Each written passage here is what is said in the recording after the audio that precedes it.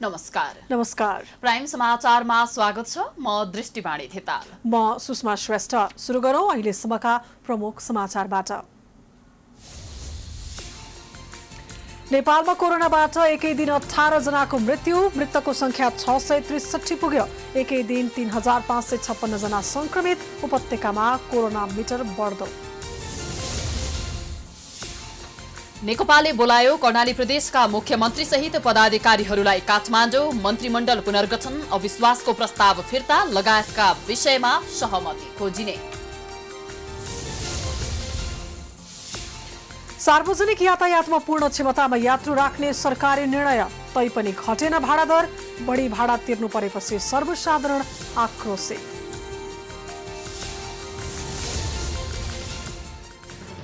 भूमि व्यवस्था मन्त्री पद्मा अर्यालले गरेको एकलौटी किता काटको निर्णय अर्थहीन भएको सांसदहरूको जिकिर। बिचौलियाबाट नठगिउन् भने किता काट खोलेको मन्त्रीको जवाब।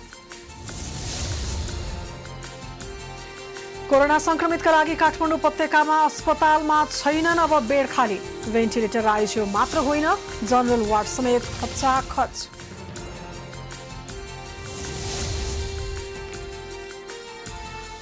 विश्वमा कोरोना महामारीले लियो 10,86,000 भन्दा बढीको ज्यान। संक्रमितको संख्या 3,81,00,000 नाग्यो।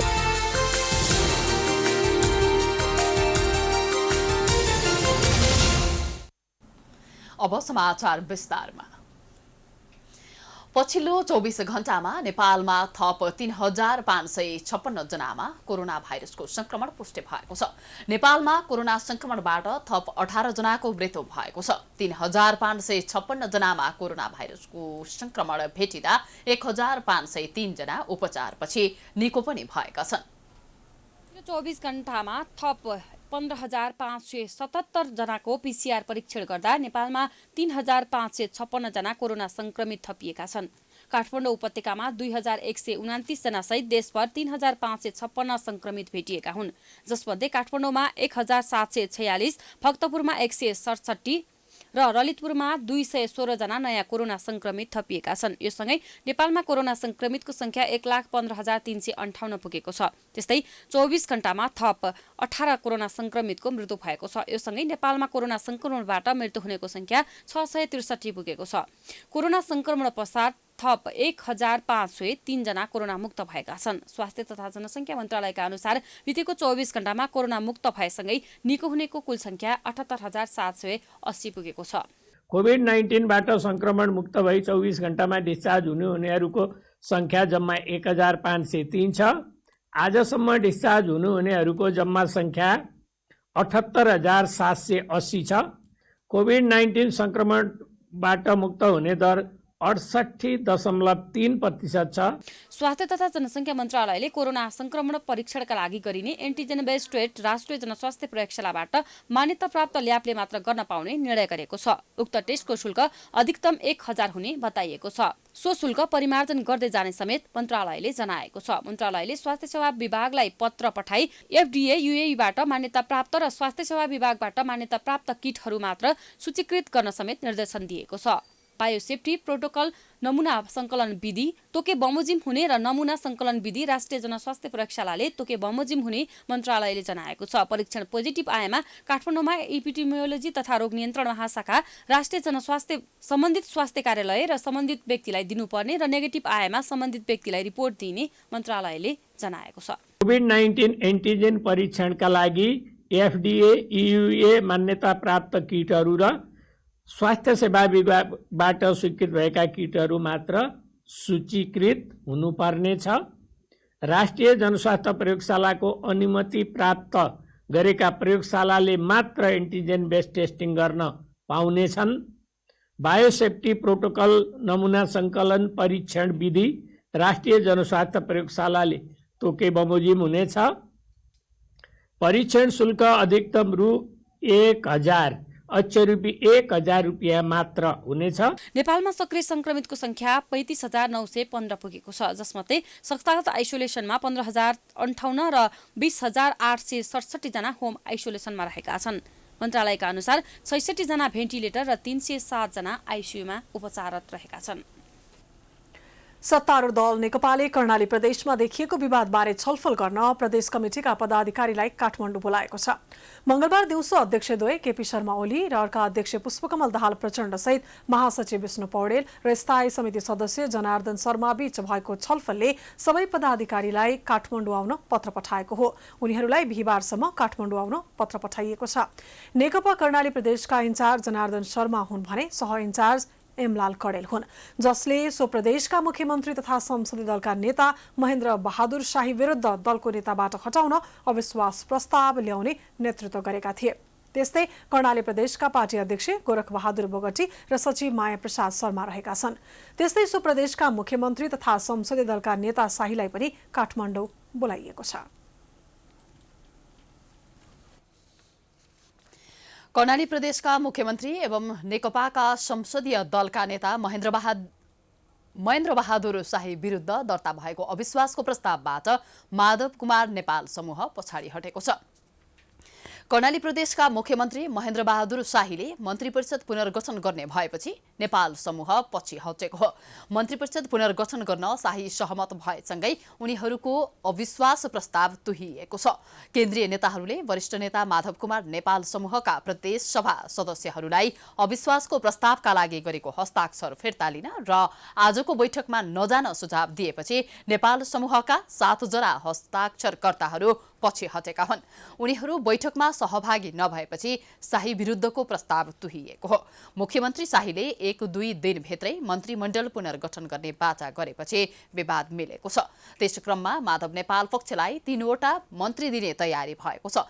यो सँगै मुख्यमन्त्री विरुद्ध अविश्वासको प्रस्तावमा हस्ताक्षर गरेका नेपाल समूहका 7 सांसदले आफ्नो समर्थन फिर्ता लिनेछन्। संसदीय दलका नेता शाही विरुद्ध आइतबार नेकपाकै 18 सांसदले संसदीय दलमा अविश्वासको प्रस्ताव दर्ता गरेका थिए। काठमाडौँबाट ओली पक्षधर नेता सुभाष नेमुवाङले एमलाल कडेललाई टेलिफोन गरी अविश्वासको प्रस्तावलाई थप नचर्काउन भनेपछि विवाद समाधानतर्फ गएको हो।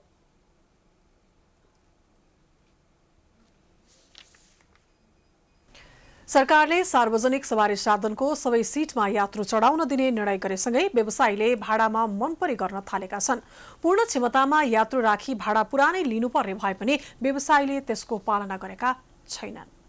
सरकारले सार्वजनिक सवारीको सबै सीटमा यात्रु चढाउन दिने निर्णय गरेको छ। मन्त्री परिषदको बैठकले अबदेखि पुरै सीटमा यात्रु राखेर चलाउन पाउने निर्णय गरेसँगै अहिले यात्रु र सवारी चालक बीच विवाद समेत उत्पन्न भएको छ। सरकारले सार्वजनिक यातायात सञ्चालन गर्न दिएसँगै एक लहरमा 1 जना मात्र राख्नुपर्ने र भाडा बढाएर 50% लिन पाउने निर्णय गरेको थियो। तर दशैंको समयमा यात्रुको चाप हुने भएकोले सार्वजनिक यातायातमा सामाजिक सुरक्षाका मापदण्ड अपनाएर पूरा क्षमतामा यात्रु राख्न दिने र भाडा पुरानै दरमा लिनुपर्ने निर्णय गरेको छ। सरकारले तोकेको मापदण्ड कुनै पनि सवारी साधनले पूरा गरेका छैनन्।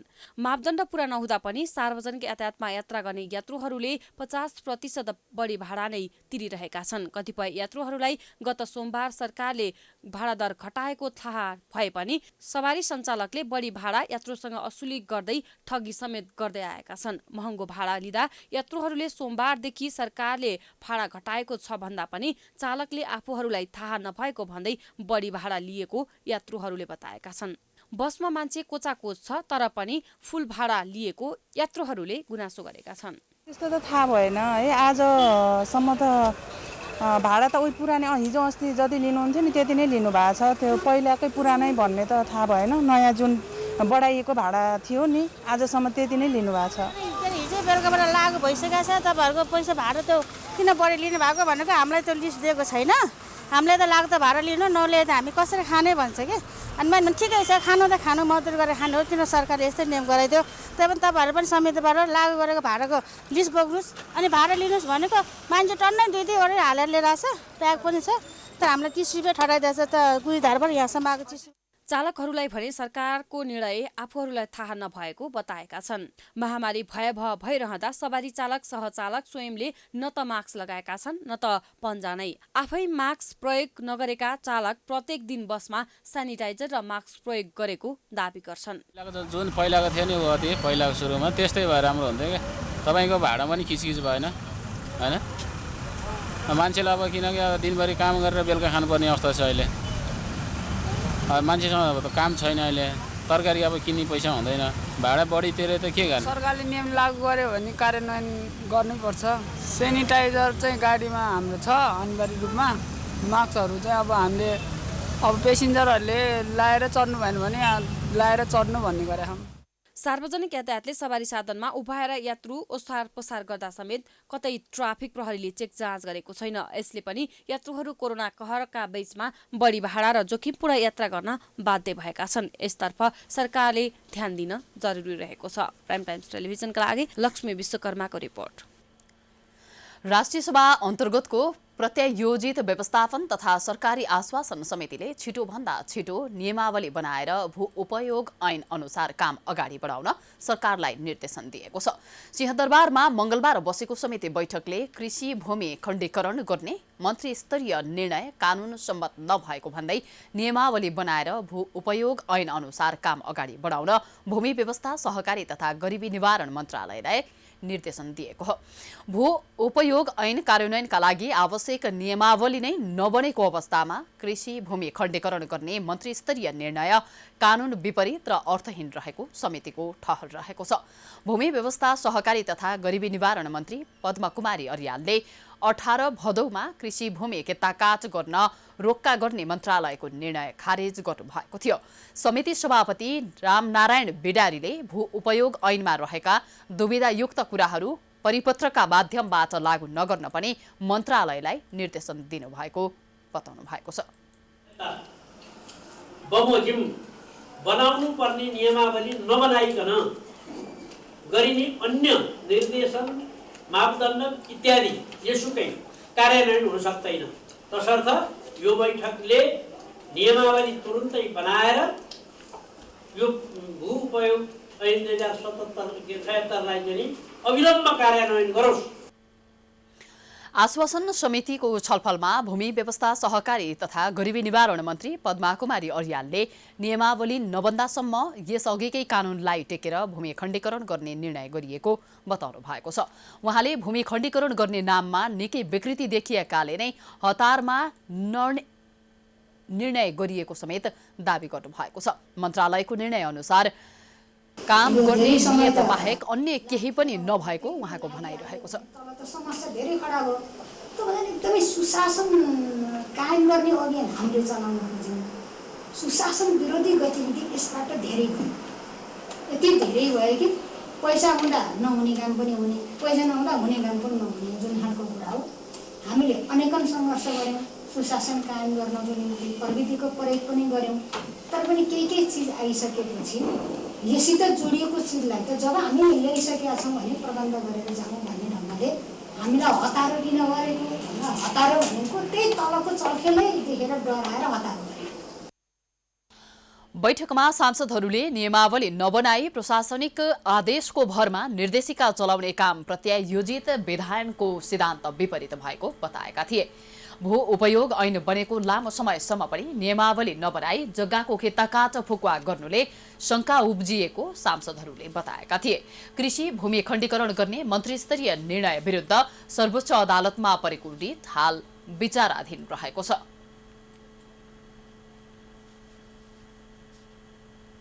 समाचारको सिलसिला जारी छ। हामी विश्राम पछि आउँछौं।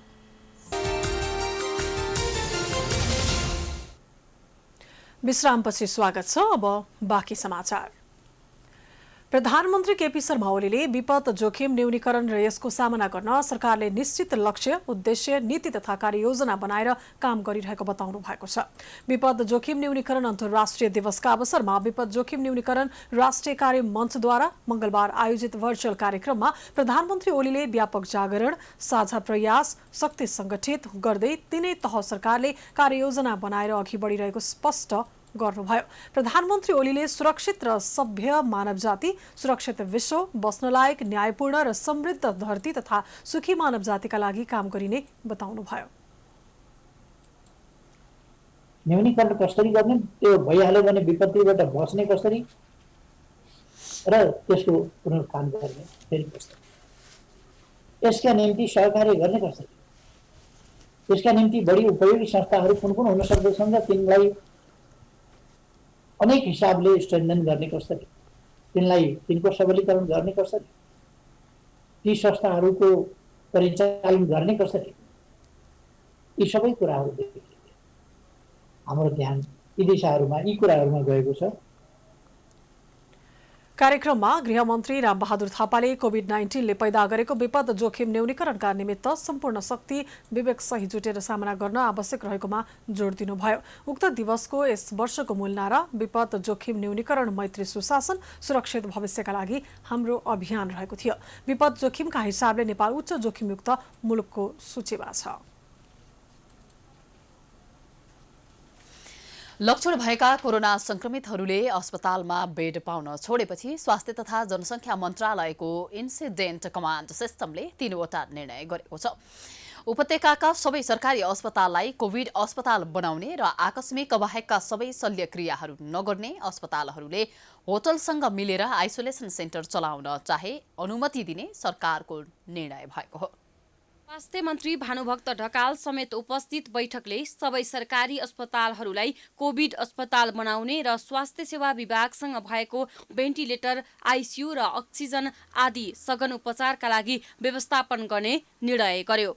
लक्षण भएकाहरू संक्रमितहरूले बेड नपाउनुका साथै कतिपय अस्पतालले कृत्रिम अभाव देखाएर बिरामी फर्काउन थालेको भन्दै मन्त्रालयले उक्त निर्णय गरेको छ। कोभिड अस्पतालमा रूपान्तरण भएपछि इमर्जेन्सी र ओपिडी सेवा कायमै रहने बताइएको छ। सरकारी अस्पतालहरूमध्ये पनि प्रसूति गृह, कान्ति बाल अस्पताल, ट्रमा सेन्टर र राष्ट्रिय हृदयरोग केन्द्र जस्ता विशेष सेवाका अस्पतालहरूमा भने सम्बन्धित रोगकै बिरामी राखिनेछ। कोभिड-19बाट संक्रमण मुक्त भई गत 24 घण्टामा डिस्चार्ज हुनुहुनेहरूमा जम्मा 1473 हुनुहुन्छ। आजसम्म डिस्चार्ज हुनुहुने 77,277 छ। कोभिड-19 संक्रमणबाट मुक्त हुने दर 69.1% छ। त्यस्तै मन्त्रालयले अस्पतालहरूलाई इमर्जेन्सी बाहेक अरू शल्यक्रियाहरू तत्काल नगर्न आदेश दिएको छ। आइसियु र भेन्टिलेटरको अभावलाई केही हदसम्म कम गर्ने उद्देश्यले सबै अस्पतालमा ओपिडी चलाएर आकस्मिक बाहेक अरूलाई नराख्दा कोभिड संक्रमितले नै बेड पाउने विश्वास राखिएको छ। तर अहिलेकै अवस्थामा इमर्जेन्सीकै बिरामीले समेत शल्यक्रिया गर्न पाएका छैनन्। गाह्रो छ मलाई। मेरो मृगौला आधा गइरहेको छ अरे, अनि डाक्टरले अब अपरेसन गर्यो भने वैशाख महिना पालो, फेरि लकडाउन भएर फेरि आज भोलि कहिले यताको पाइप राखिदिन्छ, अहिले यहाँ भित्रदेखि पाइप छ, अनि यो पाइपबाट मात्र पिसाब जान्छ, नत्र जाँदैन। एउटा मृगौला गइसक्यो, अब एउटालाई बचाउने अपरेसन गर्ने भन्नुहुन्छ, तर आज भोलि भन्नुहुन्छ। मेरो यहाँ मान्छे कोही पनि छैन, अनि त्यसपछि एक्लै आन्छु, रिपोर्ट आज गराऊ भोलि गराऊ भन्नुहुन्छ। 2टा पार्टी जाँच भयो, अब शुक्रबार बनाउनु छु अब भन्नुभएको छ। अब खै त्यही पनि दसैँ अगाडि हुन्न होला, अपरेसन पछि नै हुन्छ भन्नुहुन्छ। मेरो मान्छे कोही छैन, अनि त्यही भएर हैरान भएर बसिरहेको छु एक्लै। पछिल्ला दिनमा कोरोना संक्रमितको संख्या दिन प्रतिदिन बढ्दै गएको छ। यही अवस्था रहने हो भने सरकारले अहिलेसम्म ल्याएका संरचनाहरूले ठान्नै मुस्किल पर्छ। सरकारी अस्पतालहरूलाई कोभिड अस्पताल बनाउनु भन्दा पनि कोभिडका बिरामीहरूका लागि कोभिडकै छुट्टै उपचार कक्ष बनाउनु पर्ने हो। तर सरकारले भने यसबारेमा चासो दिएको छैन। भइरहेका र रेडिमेड ठाउँहरूमा अन्य बिरामीको सेवा सुविधा कटौती गरी उपचारका लागि योजना अघि सारेको छ। त्यस्तै मन्त्रालयले अर्को निर्णय अस्पतालले होटलसँग मिलेर आइसोलेसन सेन्टर सञ्चालन गर्न चाहन्छ भने त्यो अनुमति दिएको छ। उपत्यकामा अहिले केही अस्पतालले होटल आइसोलेसन सञ्चालन गरेका छन्, तर त्यसको अनुगमन गर्न नसकेको सरकारले पुनः यस्तो निर्णय गरेको हो। सरकारले गरेको निर्णय अनुसार सरकारी अस्पतालहरूलाई कोभिड अस्पताल बनाउने हो भने आगामी दिनमा अझै धेरै जटिल प्रकारका बिरामीको संख्या बढ्न सक्ने सहजै अनुमान गर्न सकिन्छ। विभिन्न सञ्चारगृहबाट कोरोना महामारीको बहानामा पीडित बनाइएका पत्रकार तथा कर्मचारीहरूले बालुवाटारमा थाल ठटाएर प्रदर्शन गरेका छन्। मंगलबार नेपाल पत्रकार महासंघ, श्रमजीवी हित प्रवर्धन समिति र सञ्चारगृहका पीडित पत्रकार कर्मचारी संयुक्त संघर्ष समितिको अगुवाईमा श्रमजीवी पत्रकार ऐन कार्यान्वयन नगर्ने र नगराउने खै सरकार कता छ भन्दै सरकारको ध्यान आकर्षण गराउन बालुवाटारमा थाल ठटाएर प्रदर्शन गरिएको हो। श्रमजीवी पत्रकार ऐन कार्यान्वयनमा सरकारले गराउन नसकेको भन्दै उनीहरूले नाराबाजी गरेका थिए। सञ्चार गृहको ज्याजती र शोषणको विषयमा पटक पटक आवाज उठाए पनि कोरोना महामारीलाई देखाएर तलब सुविधा नदिएको र जबरजस्ती कामबाट निकालेको भन्दै उनीहरू आन्दोलित भएका हुन्। प्रदर्शनमा पत्रकार महासंघका महासचिव रमेश विष्टले श्रमजीवी पत्रकार ऐन कार्यान्वयन गर्न नसके यसलाई खारेज गर्नुपर्ने बताउनुभयो। क्षेत्रबाट अत्याधिक मुनाफा कमाउनु भएको छ, आर्जन गर्नुभएको छ। आज 2-4 महिना यो संसारले नै भोगेको सङ्कट नेपालमा पनि आइपुग्दाखेरि उहाँहरूले यसलाई बहाना बनाएर उहाँहरूले रोजीरोटीमाथि धावा बोल्ने र पेटमाथि लाभ मार्ने जुन किसिमको काम गर्नुभएको छ त्यो कुनै पनि हालतमा स्वीकार्य छैन। हामी जस्तोसुकै आन्दोलनका लागि तयार भएर बसेका छौँ। हामी वार्ता, संवाद, छलफलका साथसाथै कानुनी लडाईँ र सडक सङ्घर्ष हामी तीनै किसिमका रणनीतिहरूलाई हामी अगाडि बढाउन बाध्य छौँ। उनीहरू असोज 15 गतेदेखि 27 गतेसम्म आन्दोलनको पहिलो चरणमा 20 गतेसम्म बानेश्वरमा 5 दिने रिले अनसनमा बसेका थिए। समितिले आफूहरूको माग सुनवाई नभएको भन्दै अर्को चरणको आन्दोलनको घोषणा गर्ने चेतावनी पनि दिएको छ। उद्योग वाणिज्य तथा आपूर्ति मन्त्री लेखराज भट्टले कोरोना महामारीका बीच पनि खाद्यवस्तुको मूल्य वृद्धि नियन्त्रणमा रहेको दावी गर्नुभएको छ। चेम्बर दिवस 2077 तथा नेपाल चेम्बर अफ कमर्सको 70औं वर्षको अवसरमा मंगलबार काठमाडौँमा आयोजित कार्यक्रममा मन्त्री भट्टले कोरोना महामारीको अवस्थामा पनि नेपालमा एकाध वस्तु बाहेक खाद्यान्न लगायत अन्य खाद्य वस्तु महँगो नभएको दावी गर्नुभएको हो। उहाँले अहिले नेपालको व्यापार घाटा घटाउने, निर्यातलाई बढाउने र लगानी भित्र्याउने विषयमा ध्यान केन्द्रित रहेको उल्लेख पनि गर्नुभएको छ। आर्थिक क्षेत्रको लगानी र प्रगति देशलाई औद्योगिकरणतर्फ अघि बढाउनका लागि निजी क्षेत्रको सहकार्य आवश्यक रहेको उहाँले बताउनु भएको हो। मन्त्री भट्टले आफूले उद्योग वाणिज्य तथा आपूर्ति मन्त्रालयको कार्यभार सम्हालेपछि करको क्षेत्रमा धेरै सुधार भएको समेत दावी गर्नुभएको छ। आन्तरिक उत्पादनलाई बढावा दिनका लागि सरकारले कच्चा पदार्थको करको दर क्रमशः घटाउँदै लगिएको उहाँको भनाइ छ। र अहिले हामीले हाम्रो व्यापार घाटालाई कसरी घटाउन सक्छौँ र निर्यात कसरी गर्छौँ, उत्पादनलाई कसरी बढावा दिन्छौँ, लगानीलाई कसरी भित्र्याउँछौँ, यो महत्त्वपूर्ण विषय छ र यसले जहाँ हाम्रा ल्याप्सेसहरू छन्। कार्यक्रममा चेम्बरका अध्यक्ष राजेश काजी श्रेष्ठले राजस्व बढाउनका लागि सरकारले भन्सार दर घटाउनु पर्ने र यसका लागि कारोबार मूल्यलाई आधार मान्नुपर्ने बताउनु। उद्योग चलिरहेको छैन। व्यापारीहरूले पहिला महिनाको 10 कन्टेनर गर्नेले अहिले 2 कन्टेनर गरिरहेको छैन र उपभोक्तासँगलाई पनि महँगो भइरहेछ र हामी सबैसँग क्रय शक्ति पनि छैन। अब त्यसको लागि राजस्व पनि आएको छैन। अब यसको लागि हामी के भन्दैछौँ भने सामान पहिले 100 रुपियाँको सामानलाई अहिले 75 भएपछि मान्छेले फेरि किन्नु हुन्छ र हामीले पनि 2 कन्टेनरलाई 10 कन्टेनर नभए 8 कन्टेनर कसरी इम्पोर्ट गर्ने त्यो व्यापारीले उद्योगलाई पनि 70-80 कसरी पुर्याउने भन्ने हिसाबले चेम्बर अफ कमर्समा अध्यक्षले छिमेकी राष्ट्र भारतमा समेत आयात दर घटाएको तर नेपालमा भने करको दर बढ्दै गएकाले व्यापारीहरू मर्कामा परेको धारणा राख्नु भएको छ।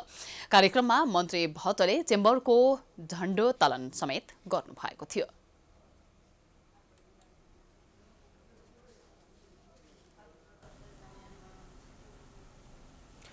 भक्तपुरमा जग्गा किन्ने बहानामा लुटपाटपछि हत्या गरी फरार भएका 3 जनालाई प्रहरीले पक्राउ गरी सार्वजनिक गरेको छ।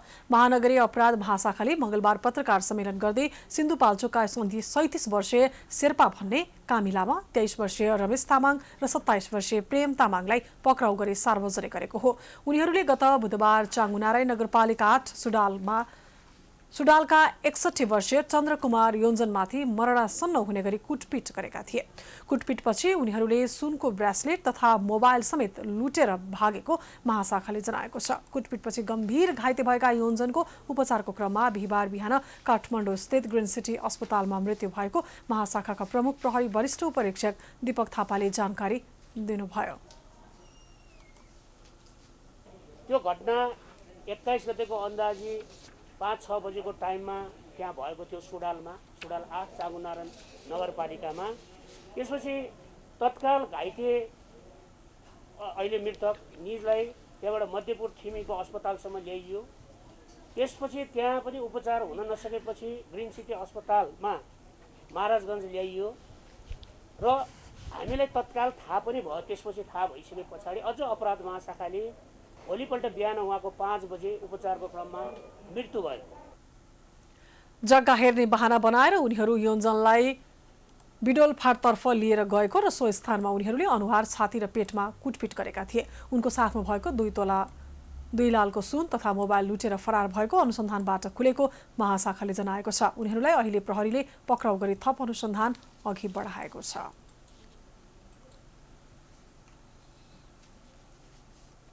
समाचारको सिलसिला जारी छ। हामी विश्राम पछि आउँछौं। विश्राम अघि प्रमुख समाचार पुनः एकपटक। नेपालमा कोरोनाबाट एकै दिन 18 जनाको मृत्यु, मृतकको संख्या 663 पुग्यो। एकै दिन 3556 जना संक्रमित। उपत्यकामा कोरोना मिटर बढ्यो। नेकपाले बोलायो कर्णाली प्रदेशका मुख्यमन्त्री सहित पदाधिकारीहरूलाई काठमाडौँ। मन्त्रीमण्डल पुनर्गठन, अविश्वासको प्रस्ताव फिर्ता लगायतका विषयमा सहमति खोजिने। सार्वजनिक यातायातमा पूर्ण क्षमतामा यात्रु राख्ने सरकारी निर्णय, तैपनि घटेन भाडा दर। बढी भाडा तिर्नु परेपछि सर्वसाधारण आक्रोशित।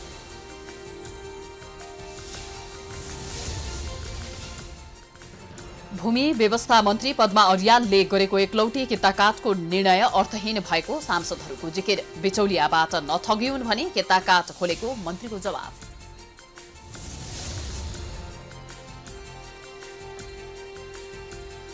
कोरोना संक्रमितका लागि काठमाडौँ उपत्यकामा अस्पतालमा छैनन् अब बेड खाली। भेन्टिलेटर र आइसियु मात्र होइन, जनरल वार्ड समेत खचाखच।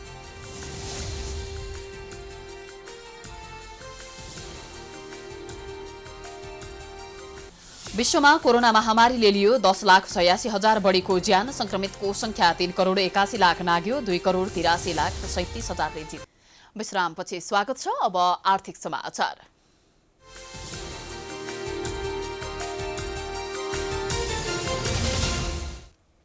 ऊर्जा क्षेत्रको विस्तृत अध्ययन गरी नीतिगत सुझाव पेश गर्न मन्त्री परिषदद्वारा गठित कार्यदलले स्वतन्त्र ऊर्जा उत्पादन क्षेत्र, निजी क्षेत्रको समेत सुझाव समेटेर आगामी कार्तिक मसान्तभित्र नीतिको प्रस्तावित मस्यौदा मूल समितिमा पेश गर्ने कार्यादेश दिएको छ।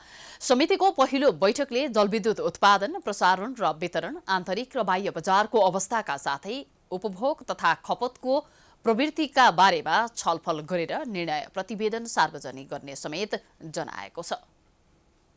परिषदबाट गठित कार्यदललाई जलविद्युत उत्पादन, प्रसारण र वितरण, प्रसारण लाइन, आन्तरिक र बाह्य बजारको अवस्था, उपभोग र खपतको प्रविधि, औद्योगिक विकास र आर्थिक क्रियाकलापको विस्तारले माग गर्ने विद्युतको परिणाम, हाल उपलब्ध विद्युत र निर्माणाधीन विद्युत आयोजनाहरूको समेत समग्र अध्ययन विश्लेषण गरी नीतिगत सुझाव पेश गर्ने जिम्मेवारी समेत दिएको छ।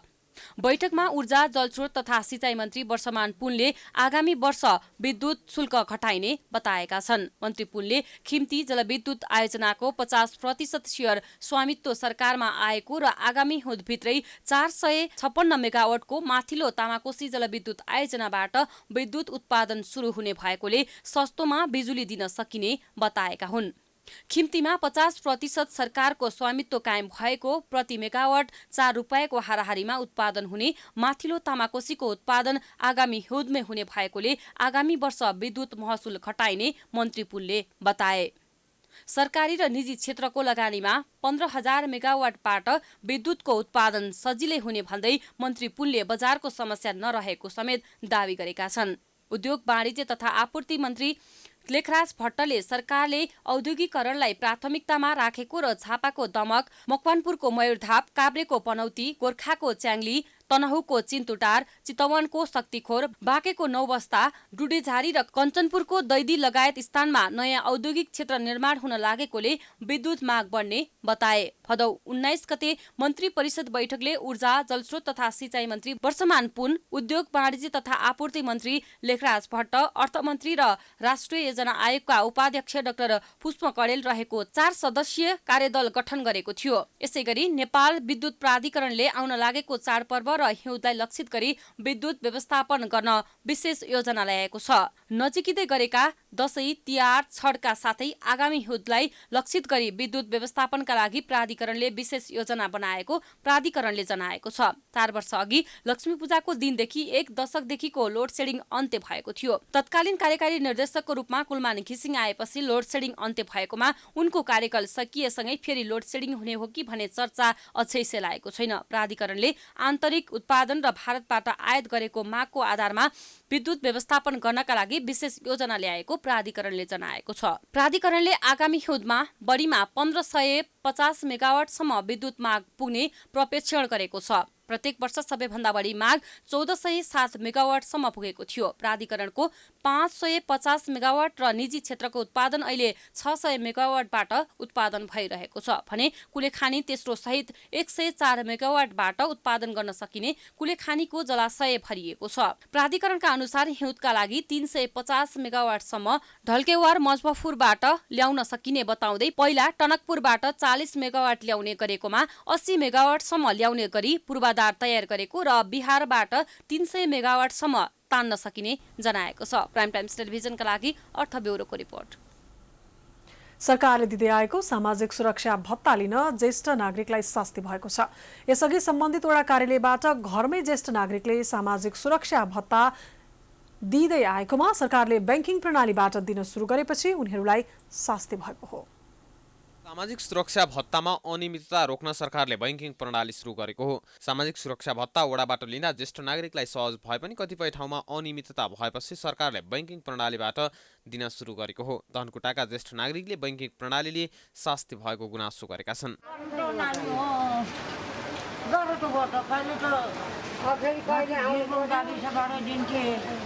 अहिले चाहिँ के गरेर 3 घण्टा लाग्यो म पराइदिन्छ नि त पहिला वार्डमा दिन्छु वार्ड कार्यालय अहिले चाहिँ के भएर दुःख दियो। स्थानीय सरकार मार्फत सरकारले सामाजिक सुरक्षा भत्ता वितरण गर्नुपर्ने ज्येष्ठ नागरिकहरूको भनाइ छ। बैंकिङ प्रणाली झन्झटिलो र कठिनसँगै कोरोना भाइरसको संक्रमणको उच्च जोखिममा रहेको उनीहरू बताउँछन्। ज्येष्ठ नागरिक भत्ता सहजसँग घर घरमा बाँड्ने भनेर प्रधानमन्त्रीज्यूको भनाइ पनि थियो, वडाले बाँड्थ्यो, केही सहज थियो। अहिले त टाढा टाढाको ब्याङ्कमा खाता खोल्ने के गर्ने हामी बल्ल लफडा लगाएको भइरहेको। राज्यले हरेक कारोबारलाई बैंकिङ प्रणालीमा लैजाने नीति अनुरूप ज्येष्ठ नागरिकहरूले पनि बैंक खाताबाट नि पैसा निकाल्नुपर्ने योजना बनाए पनि ज्येष्ठ नागरिकलाई भने शास्ति भएको छ। यो समस्याको समाधान गर्न ज्येष्ठ नागरिकले माग गरेका छन्। प्राइम टाइम्स टेलिभिजनका लागि धनकुटाबाट ईश्वर थापाको रिपोर्ट। गुल्मीका महिलाहरूले उदाहरणीय कार्यको थालनी गरेका छन्। विशेष गरी मगर समुदायका महिलाहरूले आफ्नो पुर्ख्यौली पेशा मदिरा पार्न छोडेर गाई तथा भैँसी पालन गरी राम्रो आम्दानी गर्दै समुदायसँगै सिङ्गो राष्ट्रलाई नै सकारात्मक सन्देश दिएका छन्। गुल्मीको सत्यावती गाउँपालिका वडा नम्बर 4 की 47 वर्षीय महिला इन्द्रा राणाले आजभन्दा 2 वर्ष अगाडि बिहानै उठ्नसाथ मदिरा बनाउने भाँडा खोज्नमा व्यस्त हुन्थिन्। तर अहिले बिहानै आफ्नो भैँसीलाई दानापानीसँगै दुध दुन र डेरीमा छोड्नमै व्यस्त हुन्छन्। रक्सी पारेर कमाउने पैसा भन्दा उनले अहिले एउटा गाई पालेर नै दोब्बर पैसा कमाउँछिन्। बेचेर अब घर खर्च चलाउने, नानीहरूलाई पढाउने त्यही गरिन्थ्यो। अब अहिले भैँसीको कार्यक्रम आएदेखि हामीले दुध बेच्न थालेका छौँ अनि हामीलाई खुसी लागेको छ। अब दुधबाट हामीले आम्दानी लिन पाएका छौँ। अब 8,000, 10,000, 12,000 अब त्यस्तै पाइन्छ।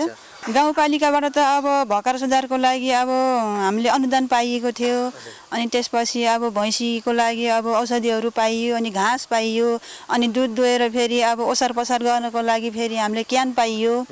हामी त्यसैमा खुसी छौँ। अब इन्द्रा राणा मात्र होइन, समाजका अन्य महिलाले पनि अहिले मदिरा बनाउन छाडेर पशुपालनतर्फ लागेका छन्।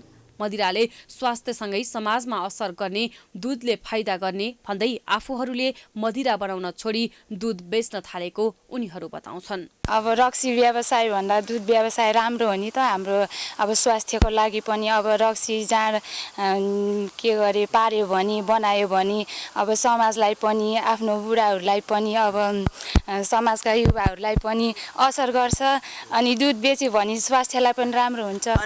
भन्दा पहिला त हामीलाई अब यो गाउँपालिकाले दुध व्यवसाय गरेर जीविकोपार्जन गर्नुपर्छ भनेर हामीलाई यो डेरी सञ्चालन गरिदिनु भयो अनि त्यसपछि हामीलाई दुध रक्सीबाट भन्दा दुधबाट फाइदा हुन्छ भन्ने हाम्रो मनमा लाग्यो अनि त्यसले मगर समुदायका महिलाहरूले उत्कृष्ट सन्देश दिँदै नमुना कार्यको थालनी गरेका छन्। सत्यवती गाउँपालिकाले कृषिमा दिएको अनुदान सबै कृषिको लागि सहारा बनेको एकल महिलाहरूलाई सबैभन्दा धेरै राहत मिलेको छ।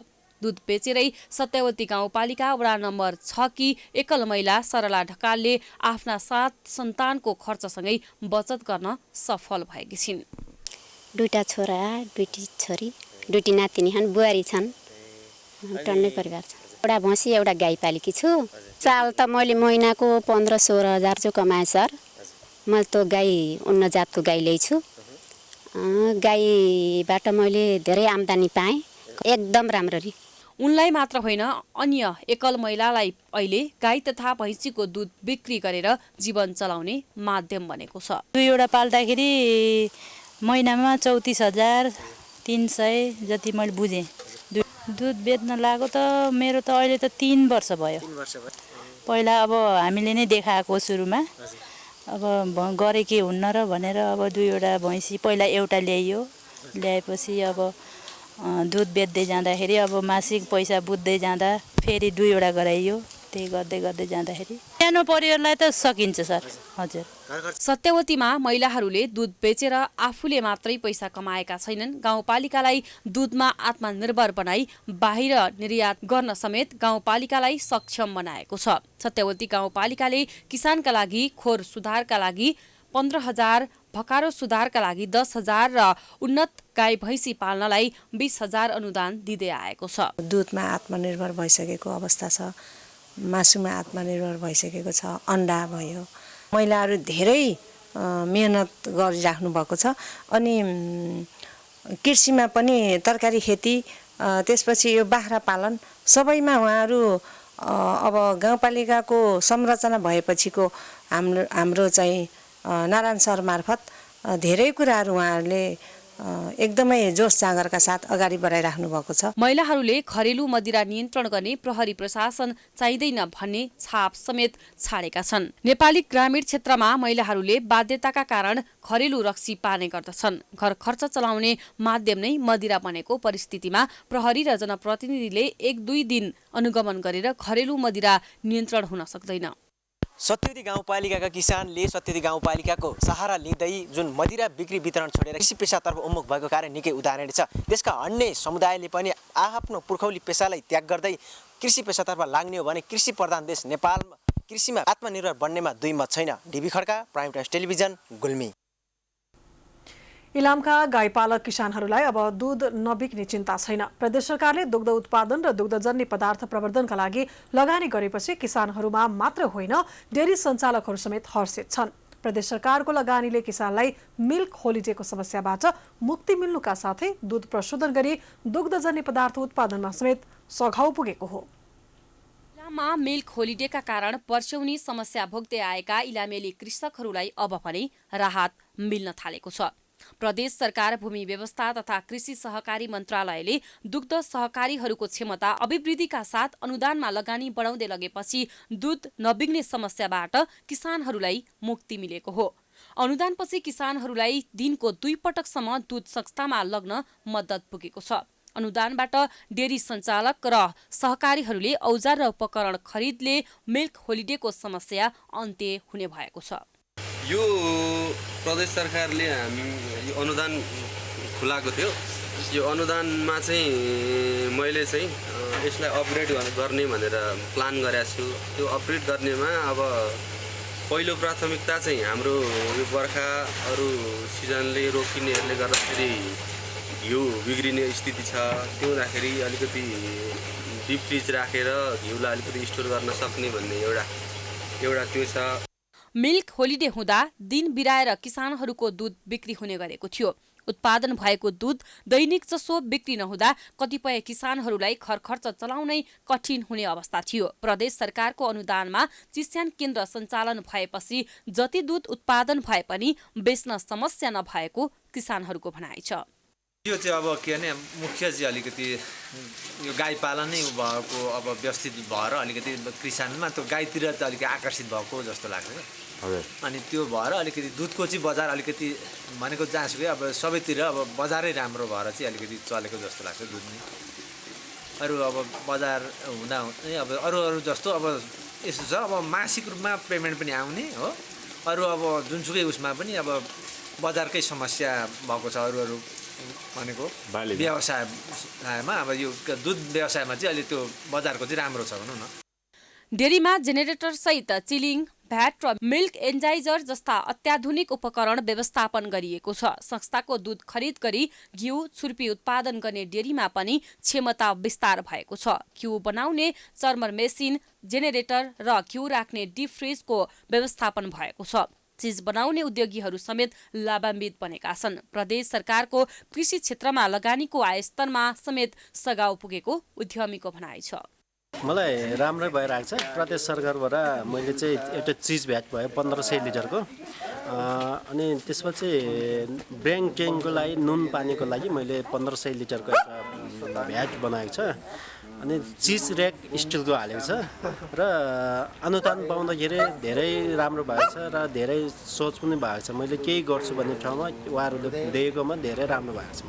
सहकारी संस्थामा 10 लाख र केही डेरीमा 5 लाखका दरले अनुदान भएको छ।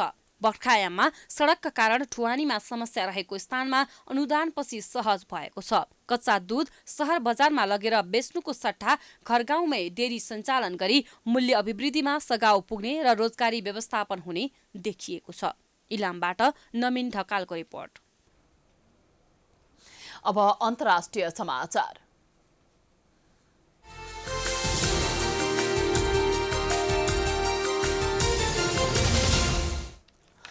विश्वमा कोरोना संक्रमण अझै घट्न सकेको छैन। विश्वमा कोरोना संक्रमितको संख्या 3 करोड 81 लाख नागेको छ। कोरोनाबाटै मृत्यु हुनेको संख्या 10,86,000 भइसकेको छ। त्यस्तै संक्रमित मध्ये 2 करोड 86 लाख 37,000 बढीले कोरोना भाइरस संक्रमण जितेका पनि छन्।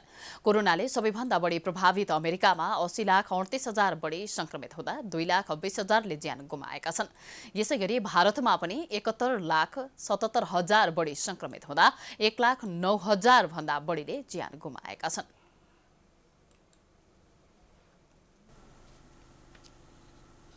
विश्व स्वास्थ्य संगठन WHO ले महामारीको प्रतिरक्षाका लागि समुदायमा रोग संक्रमण विरुद्धको प्रतिरोधात्मक क्षमता विकास हुने हर्ड इम्युनिटीको अवधारणा गलत भएको बताएको छ। WHO का प्रमुख टेड्रोस अधानोम गेब्रेसले कुनै पनि समुदायमा संक्रमण निको भएर एन्टिबडी उत्पादन हुँदा अन्यमा संक्रमण फैलिँदैन भन्ने अवधारणा गलत भएको बताए। समुदायमा संक्रमण विस्तार भइसकेको वा खोप मार्फत प्रतिरोधात्मक क्षमता विकास भएको अवस्थालाई हर्ड इम्युनिटी भनिन्छ। खोपको विकास भइ नसकेको अवस्थामा कोरोना भाइरसलाई प्राकृतिक रूपमै फैलिन दिनुपर्ने तर्क कतिपयको छ। WHO का प्रमुख टेड्रोसले यस्तो अवधारणाले वैज्ञानिक र नैतिक रूपमा समस्या निम्ति नै बताए। यसले मानिसलाई संक्रमणसँग थप नजिक बनाउन सक्ने उनको भनाइ छ। विश्वभर हालसम्म 7,77,38,000 बढीलाई संक्रमण पुष्टि भइसकेको छ, जसमध्ये 10,78,000 बढीले ज्यान गुमाइसकेका छन्। सुरु भएको 1 वर्ष हुन लाग्दा समेत खोपको विकास हुन सकेको छैन। सयौं खोप अहिले विकासको क्रममा रहेको छ, तर कुनैले पनि अन्तर्राष्ट्रिय मान्यता पाएको छैन। यो सँगै हामी समाचारको अन्त्यमा आइपुगेका छौं। जाँदा जाँदै प्रमुख समाचार पुनः एकपटक। नेपालमा कोरोनाबाट एकै दिन 18 जनाको मृत्यु, मृतकको संख्या 663 पुग्यो। एकै दिन 3,556 जना संक्रमित। उपत्यकामा कोरोना मिटर बढ्दो। नेकपाले बोलायो कर्णाली प्रदेशका मुख्यमन्त्री सहित पदाधिकारीहरूलाई काठमाडौँ। मन्त्रीमण्डल पुनर्गठन, अविश्वासको प्रस्ताव फिर्ता लगायत विषयमा सहमति खोजिने। सार्वजनिक यातायातमा पूर्ण क्षमतामा यात्रु राख्ने सरकारी निर्णय। तैपनि घटेन भाडा दर, बढी भाडा तिर्नु परेपछि सर्वसाधारण आक्रोशित। भूमि व्यवस्था मन्त्री पद्मा अर्यालले गरेको एकलौटी कित्ताकाटको निर्णय अर्थहीन भएको सांसदहरूको जिकिर। बिचौलियाबाट नठगिउन् भनी कित्ताकाट खोलेको मन्त्रीको जवाब। कोरोना संक्रमितका लागि काठमाडौँ उपत्यकामा अस्पतालमा छैनन् अब बेड खाली। भेन्टिलेटर आइसियु मात्रै होइन, जनरल वार्ड समेत खचाखच।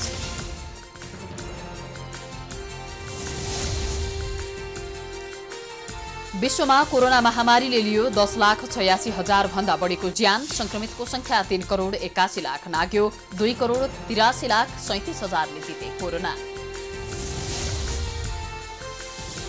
र कतारमा सन् 2022 मा हुने विश्वकप फुटबलको दक्षिण अमेरिकी छनौटमा आज 5 खेल हुँदै। पहिलो खेलमा अर्जेन्टिना र बोलिभिया भिड्ने।